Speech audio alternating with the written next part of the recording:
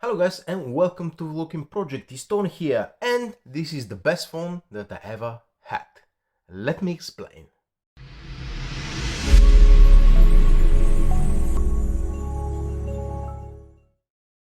Alright guys, so in case you're not following my channel, I had over 185 Android smartphones in my life and I've put them together in the Volokin Spectrum scoring system where I rate every single one of them, and the Oppo Find X7, not the Ultra, but the X7 is king supreme at the moment. It's number one on my list. You can have a look at the Volokin Spectrum scoring system now and see the individual scores in the categories for this particular device.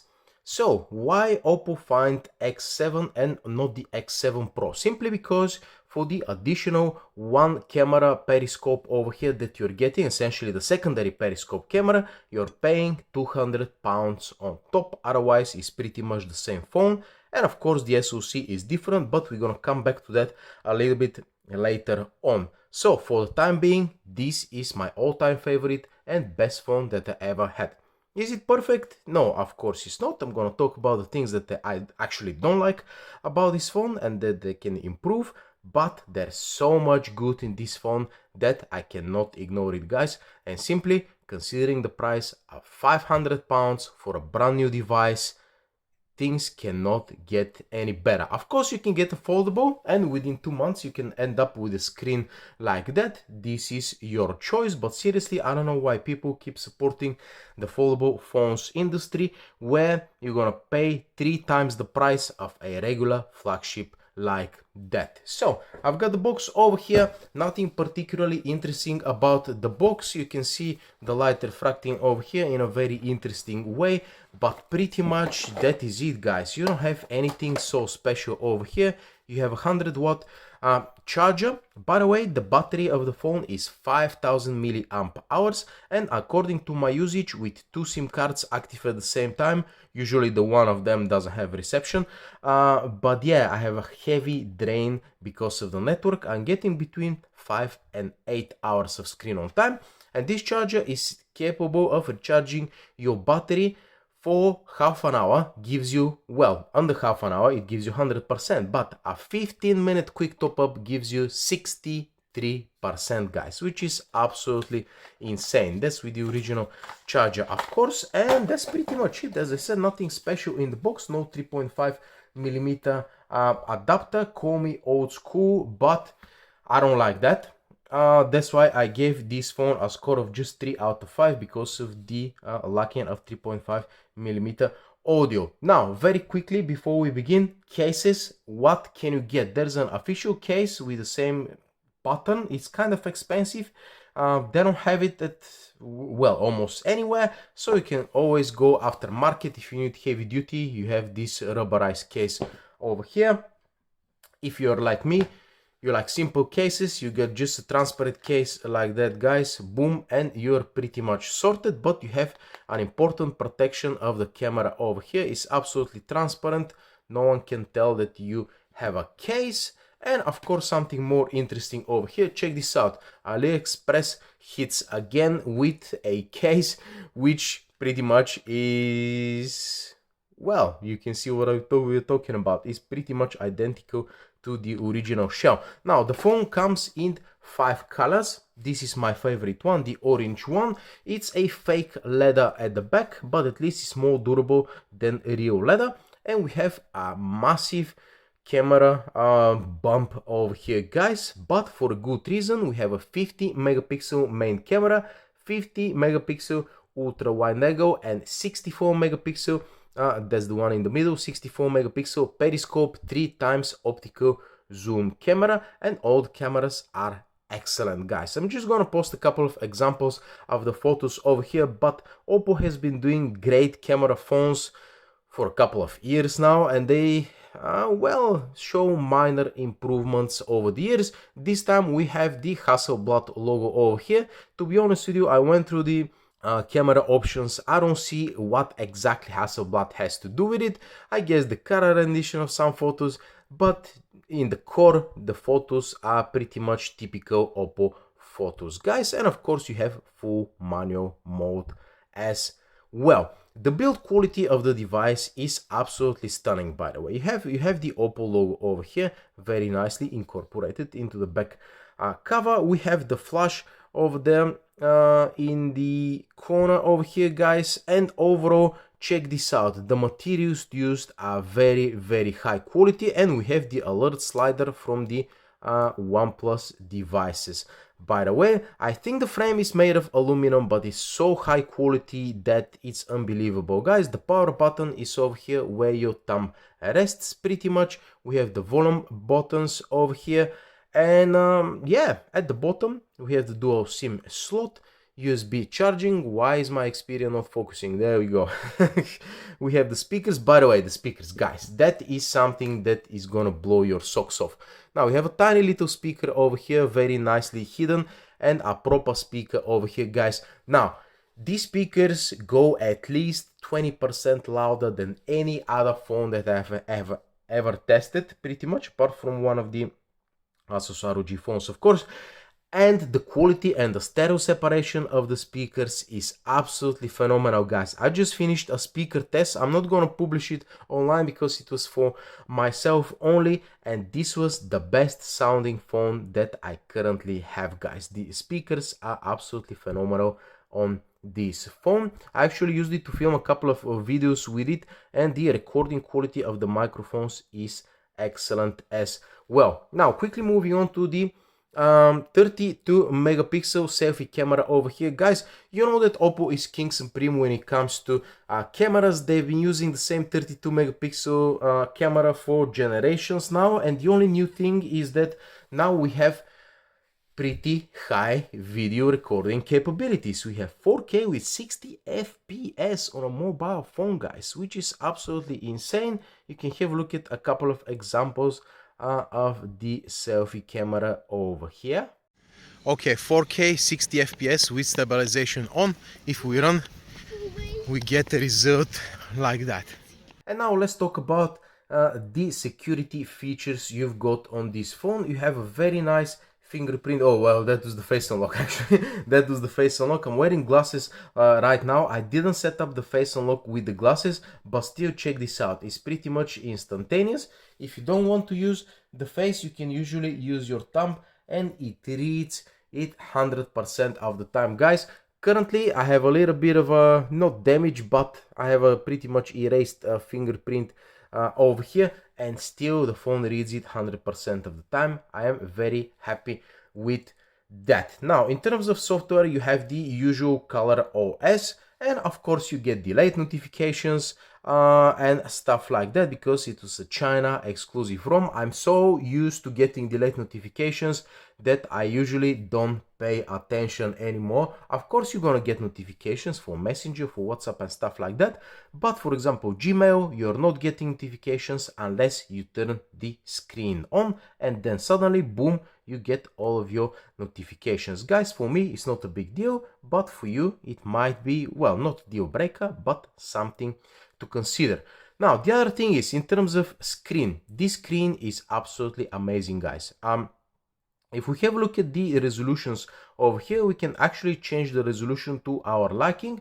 We have the standard 1080p, which I actually keep my phone on, and we have a high resolution. Now, we're talking about 2.5 million pixels over here and 3.5 million pixels over here. Guys, it's not exactly 4K, but let's say 2.5K, something like that. Actually, yeah, no, 3.5. Well, it's not exactly 4K, but it is definitely good enough for a mobile device. The X7 Ultra has 4K display, but apart from increased battery life, I don't see it making any difference, guys. Of course, 120 Hz, which is definitely fast enough, and you're not gonna get any sort of lag or anything like that. Now, in terms of the software updates and everything, because this phone has MediaTek SoC inside, Dimensity 9300 to be precise.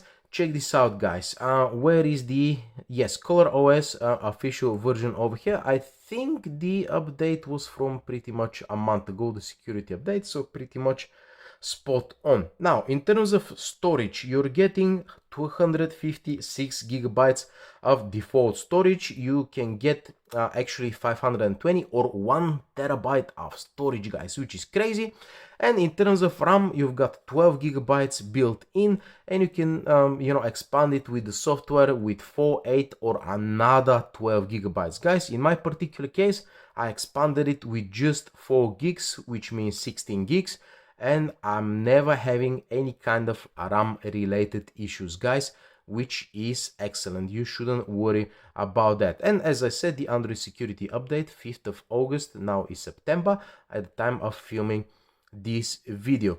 Now, pretty much the only Oppo device that I didn't own was the Oppo flagships was the X6. At the time, I think I was testing the X5 or something like that, and I just really didn't see the point of paying double for just a minor upgrades. But pretty much I've been an Oppo flagship fanboy ever since the OnePlus days, to be honest with you. And of course I had to get the Oppo Find X. Well, it was Oppo Find 7 and now it's Oppo Find X7, if you see what they did over there.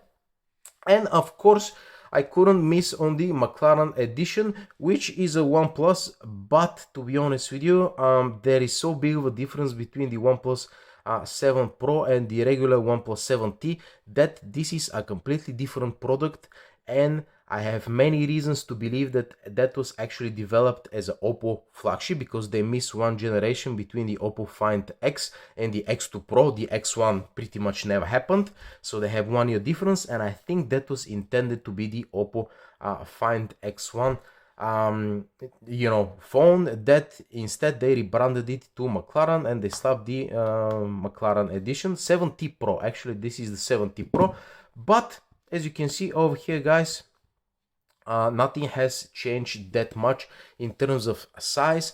In terms of curvature, of course this phone is more curved, and for people who say that they don't like curved screens, well guys, this phone is curved just on the edges over here, and you have a very thick metal frame on the side as well, so you're never gonna get any kind of mistouch or anything like that, or ghost touches on the screen. This phone is perfectly optimized for that screen, guys. So in terms of screen protectors, you have a full glue screen protectors that exist nowadays, so you can easily put a screen protector on, so don't worry about the phone not having a flat screen. Go ahead and buy it. So pretty much, guys, I think I've covered everything that I wanted to cover in this particular review. But yeah, the last thing, the last thing, I almost forgot, guys, the last thing, the performance. So Dimensity 9300, in terms of benchmarks, this is on a multi-core level is faster than Snapdragon Gen 3, their latest SoC, guys. So MediaTek, I wasn't really a fan from back in the day for 2 main reasons. First of all, reason number 1 was overheating and poor battery life, guys. That's why I didn't like it. Plus, you almost never had software updates. But so many years later on, things have changed. I'm getting regular software updates. I have no issues with any application, pretty much. The only thing is that the phone throttles quite a bit under heavy gaming, guys. Day-to-day performance is absolutely perfect. However, as you can see, the Wildlife Extreme stress test that I've been a fan of recently, you have a stability of 42%. Why is that? Well, simply because you can see these are the minutes, and after just 10 minutes of gaming, you're down to pretty much, well, 40% performance, guys. And in my particular case, that's not exactly an issue, because the only game that I'm currently playing is Wreckfest.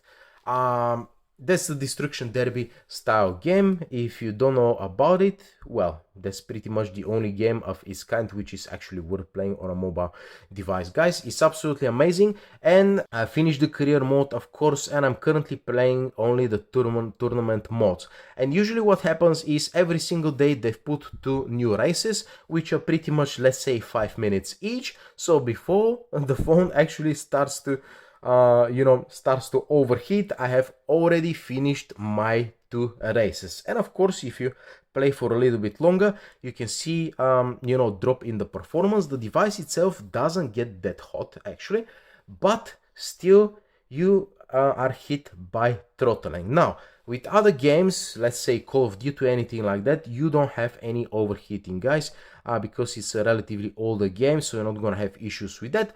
But if you're a super huge gaming fan, I would suggest that you stick to the gaming phones with an additional cooling fans and stuff like that. This is not exactly a super heavy duty gaming device, but if you're a casual gamer like me, you're not gonna have issues with that.